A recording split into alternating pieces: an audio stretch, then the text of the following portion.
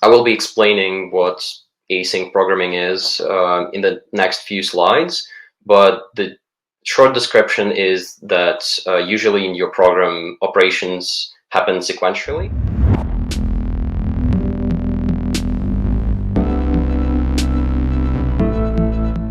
But asynchronous programming tells you that some operations need to wait for the other operations to successfully complete their execution, and we'll see how that looks in code in the future slides.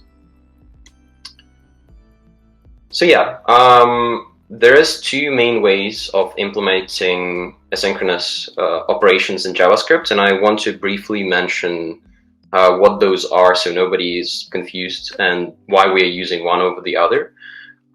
So before some JavaScript version, we only had .then and the .catch method that you can see on the left-hand side here. So just a quick reference of what this method does. You can see that it's some kind of a slow method that tries to fetch some data from some API. And some API might respond in like 5 seconds, 6 seconds, depending on your connection. And you don't want to execute other operation unless some API finished giving you the data, providing you the data back.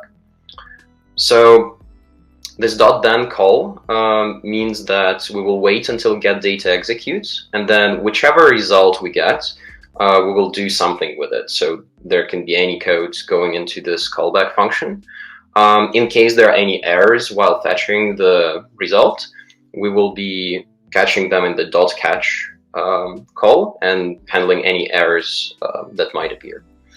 So, and that's like the most basic approach. You will see a lot of this in the Firebase docs, but this is a little bit older implementation, and I think it's important to understand the difference between the left-hand side here and the right-hand side. So the right-hand side uses the async and await keywords, which are a little bit more modern. The logic is the same. So these two methods do exactly the same thing.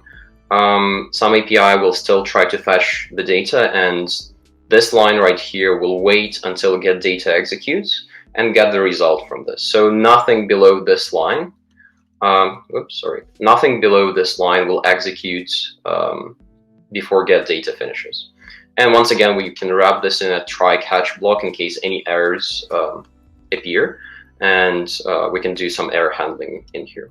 So it looks like these two implementations, they appear to be pretty much the same in length and complexity, and it's not very evident why you would pick one over the other. In fact, they are both completely valid, and if you want to use either one, you're more than welcome to do so. But I'm going to just show you why I think the right-hand side is a little bit better and cleaner, and we're actually going to be using the right-hand side approach. So it's all the same until you get the second call. If you have another get other data in here, the right-hand side method doesn't change much. We just await for another call and get the other result and do something with both of them. But then on the left-hand side, you need to nest these .then calls. So you get other data, and then you call the .then again and .catch again. And you can see that this kind of structure is starting to get messy. Like if you compare, like even visually, if you compare left-hand side with the right-hand side looks much, much cleaner. So if this is not clear, too clear, I think we will be showing more of that. You'll see a lot of methods like this on the right-hand side in our code, and I'll be working through that again.